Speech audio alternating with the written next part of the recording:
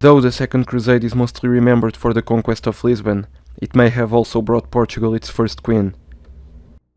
Maud of Savoy was the daughter of Count Amadeus III of Savoy, who participated in the Christian quest, but in the Middle East. Her marriage to Afonso had far-reaching implications, for making Portugal win new allies, but also for reinforcing its independence from the Kingdom of Leon Castile. The marriage happened in 1146 and would produce 7 offspring. Only 4 children would reach adult age.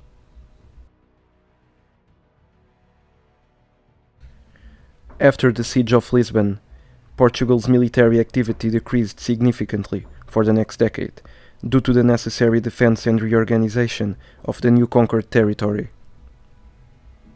In the years that followed 1147, the map of Hispania changed. The Portuguese had conquered all of the central region of the country and even ventured south. The Castilians now held a port at Almeria, and the Catalans the city of Tarragona and Tortosa. Furthermore, in 1157, Alfonso VII died and divided his kingdom in two between his 2 sons. The kingdom of Leon passed to Ferdinand, who would become Ferdinand II, and Castile to Sancho, who would be remembered as Sancho III. On the Muslim-held territories, a lot of typhus rose and fell in a matter of a few years, with the ones of Valencia and Murcia absorbing them. But another Islamic power, similar to that of the Almoravids, would invade the peninsula, starting in the year 1147. They were the Almohads, and by 1157 their caliphate already ruled all of modern-day southern Portugal, as well as numerous locations in southern Spain.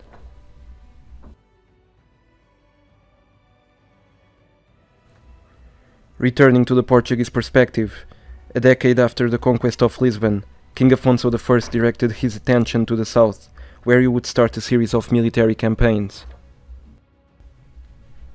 He first tried to take Alcácer with the support of crusaders, but failed. In 1160 he returned to the same fortress, but this time with success.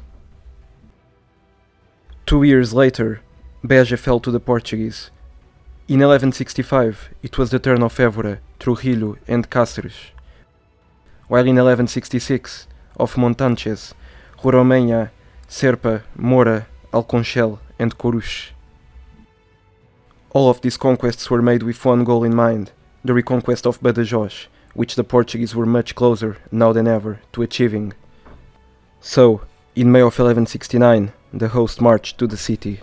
A group of Portuguese warriors were already there, and when Afonso arrived, the Almedina was fully occupied. The Almohads had been confined to the citadel, but something unexpected happened. A Leonese army, led by King Ferdinand II, Afonso's son-in-law, appeared to help the Berbers, and the Portuguese were forced to retreat. In the chaos, the monarch of Portugal fell from his horse and broke his leg. He ended up being captured by the Leonese king, who agreed to release him if he abandoned all of his southern conquests and the lands owned by Portugal in Galicia. The Leonese aided the Almohads because they believed it was their right to reconquer Badajoz from the Muslims. Thus, the monarch returned defeated and with a leg that would never fully recover to his kingdom.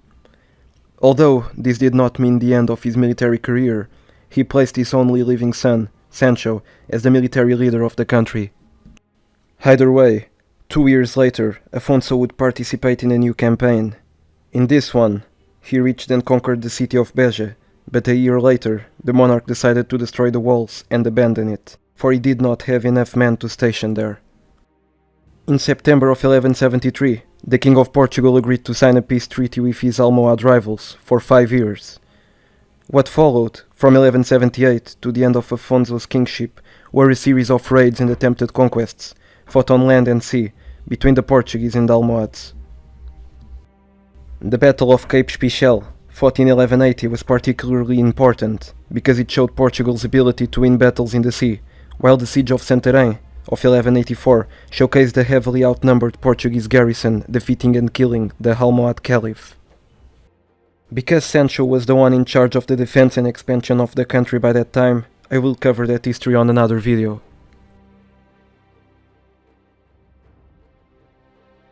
The 1170s and 1180s saw a very active Afonso in matters of political administration. He issued foruls, lands and casais. Also, he donated to churches and monasteries. Furthermore, he promoted the settlement of many conquered lands.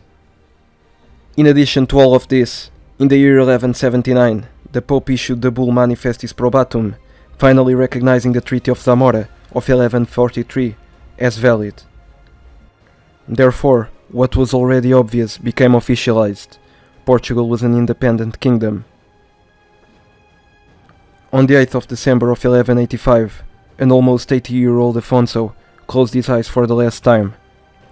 He ruled Portugal as a count for 15 years and as a king for 42.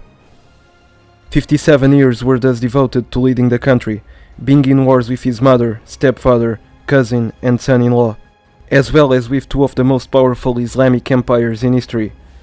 Still to this day, no leader has ruled Portugal for longer than him.